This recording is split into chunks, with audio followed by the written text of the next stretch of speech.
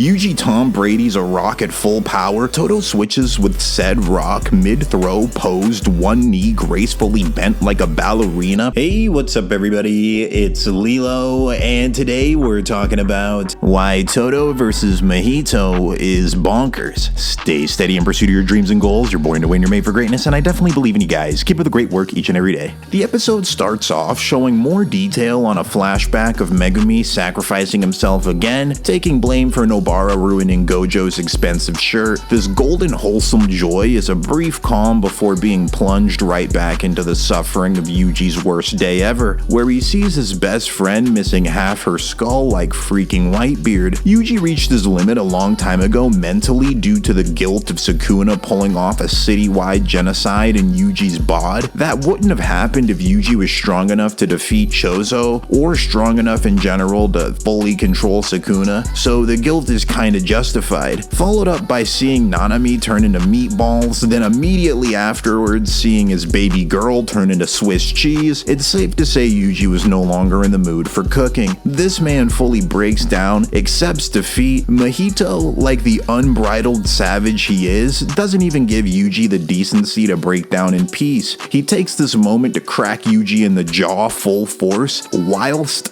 talking trash, whilst rolling laughing with joy at making this young boy see another one of his friends literally explode. And Mahito gets blessed by Black Flash all at the same time, thus amping his already climbing stats even further and doing even more damage, officially cementing the fact that Gege gives all the plot armor to his villains instead of the heroes. Here I started googling to see if Mahito's nickname was the Prince of Curses. He has the most potential out of the disaster curses stated by Jogo, and seeing this man stack up the most disgustingly evil W's while being a literal baby in terms of curse years, some of the curses being hundreds of years old for example, when you think of all of that, his potential starts becoming very obvious. While beating the life out of this already lifeless Yuji, Mahito explains that he and Yuji are a perfect parallel. Mahito kills humans with no second thought, just as Yuji kills curses with no second thought, with Mahito being stated to have the most potential out of his peers of the disaster curses, and him being a parallel to Yuji, it implies that narratively Yuji might also have the most potential out of his peers as well, or at least the first years, which makes sense considering he's relative to first grade sorcerers like Nanami and Todo without even having a curse technique, in the depths of darkness after having already given up entirely and completely accepting death. The Chad, the myth, the legendary peak Sigma male himself,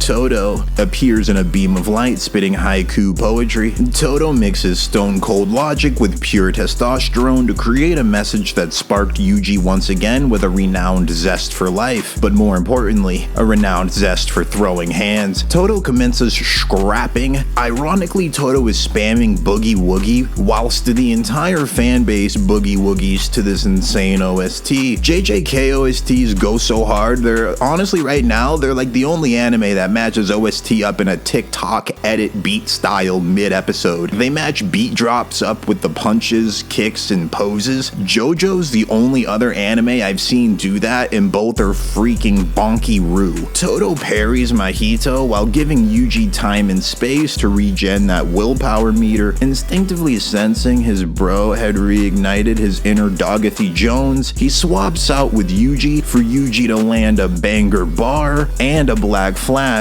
all with a TikTok level Baki edit beat drop simultaneously. Todo and Yuji do what they do best: start jumping. Yuji and Todo turn the ground floor into cookie crumbles. They follow Mahito into the basement to continue the jumping. Mahito reveals Nobara and Yuji did lasting damage to him, but focuses on Nobara specifically, because Nobara being a natural enemy to him that can attack his soul directly just like Yuji can, surprised and shook the daylights out of this man, and Yuji used that as an opening to do massive damage with a combo of pure malice. Todo and Yuji do their most nasty combo to date, certain feats of cinema are truly so grand that even Shakespearean levels of dialogue can't even begin to describe a fraction of its greatness, and all one can do is give his level best and be grateful for the honor to indulge in such peak. This is that. Yuji Tom Brady's a rock at full power. Todo switches with said rock mid-throw, posed, one knee gracefully bent like a ballerina, perfect posture, impeccable form, true masculinity in its purest essence. It's Todo Aoi. How could I have expected anything less? Flashes back through countless memories he never even had, admitting Yuji's gained so much power since he last met him that he's now on the verge of being left behind in power by Yuji. Todo refuses to leave the side of his bro. Out of pure refusal to abandon his imaginary relative, this man forced himself to become stronger. All Might plus ultra tight beat kick through the space-time continuum straight into Mahito's solar plexus and delivers the most perfect black flash in the entirety of the series. Mahito, Todo, and Yuji, all of them pose up like JoJo characters, and one thing this scene taught me is that the JJK school uniforms must be made of some flimsy material, because Yuji was looking colder than comprehension in this scene. Look at this man stanced up. Honestly, you can't see what he's standing on in that frame of the shot, but you already know for certain that it's business. This panel was so iconic, Mappa realized, let's not try and change perfection here. So they legit just colored it, and it ended up just